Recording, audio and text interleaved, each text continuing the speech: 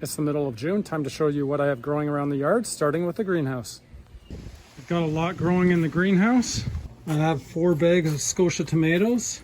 I started these tomatoes January 1st, and that's why you see that there's so many tomatoes on the plants. And then in this row here, I started them mid-February. They are also starting to grow tomatoes. And then I have another set of 4 that are along the side here that I started April 1st. So the Scotia tomato is a very productive medium-sized tomato. Last year, each of these plants produced more than 50 tomatoes. Now, next to that, I've got 2 varieties of cucumbers. So if you look, all of these leaves are part of the cucumber plants. The first variety is called Anya. And that is the pickling variety that I have here. And it's also a self-pollinating type of cucumber, which means it doesn't produce flowers, it only produces fruit, it's very productive, and it doesn't require pollinators. The other type of cucumber I have, I'll show you over here what it looks like. So it's a long, thin slicing cucumber that I can use for salads and other things like that. Now, up here, get through, I've got basil growing in these containers, and I also have some dill here. I like to make pickles. Obviously I have those pickling cucumbers, so I like to use the dill for that. I like to use the basil when I'm cooking vegetables as well. I'm going to turn around for a sec, and I also have some more dill over here. Let's come outside and go around, and I'll show you what I have back here. So these containers have ruby red lettuce. It's a leaf lettuce. It's very productive. And what I like to do is succession plant the lettuce. So this lettuce here, I actually just cut it today, and it's the oldest lettuce. Over here is not as old. I'm actually going to replace this lettuce with lettuce I have growing inside right now very soon. And then what I'm going to do is just keep replacing the lettuce all the way through the summer into the fall, so I'll have lettuce all the way into the fall. Next to that, I have marigolds. Marigolds are great for attracting pollinators, so that's why I have them over here. Let's come around. And over here, I have a raised bed of 4 zucchini plants. This variety is called Black Beauty. It's a very productive plant. I like to use zucchini for baking a lot and also for cooking. I'm going to get closer just to show you what I have here. And what's interesting is these plants have both male flowers like this one here, and it has female fruit like this one here. Now, in order for this fruit to grow large, it needs to be pollinated with the pollen from the male flower. When they started growing, the plants were just producing female fruit, but now both of them are producing. So what I need is the pollinators to come along and take the pollen from the male flower and add it to the female fruit, and that's how I get the long zucchini.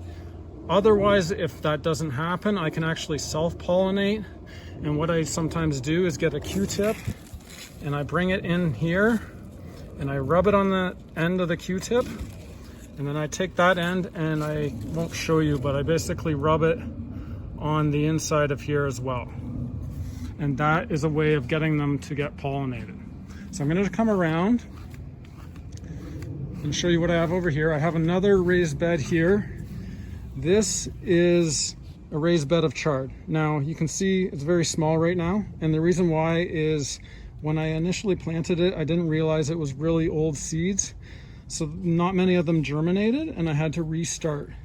But what I did the second time was I actually soaked the seeds in water for 24 hours, and that proved to be very effective, as most of them germinated the second time around.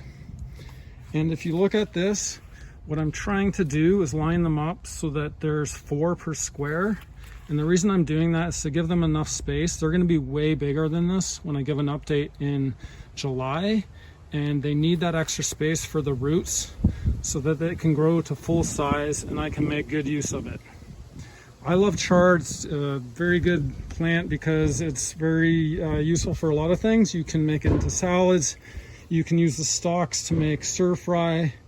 I just think it's a very productive plant, so that's why I have so much of it. Now over here, I have carrots, and you'll notice they're up against the fence, so this area does get morning sun, but it also gets a lot of afternoon shade. So for that reason, I'm not going to be pulling these carrots out until probably the fall to give them the best chance to get as big as possible. On the deck, I have more carrots. I've got them in all these planters here. This variety is called Bolero. It's a new one I'm trying this year. It's a medium length and also medium width carrot that's supposed to be very good for cooking with. So I'm going to give that a shot. And then over here, I actually have some more in grow bags. And because they're in grow bags, I had the benefit of actually starting these in the greenhouse, and I started them mid-March. So these ones here will actually have full-size carrots probably within the next month. And the variety is actually different than the other one. It's called Tender Sweet. It's a long carrot, and just as the name says, it's a very sweet carrot. Let's take a look around to the front. This is not long pieces of wood. This is actually last year's stems from my sunflowers.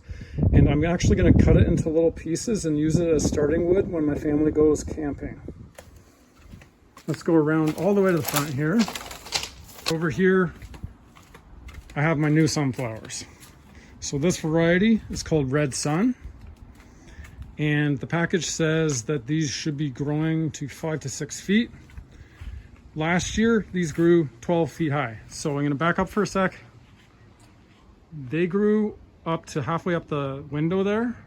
And so I'm hoping the same thing happens this year. They also had a ton of blooms on them. And then the last thing that I have in here is more marigolds. So that basically covers everything I have.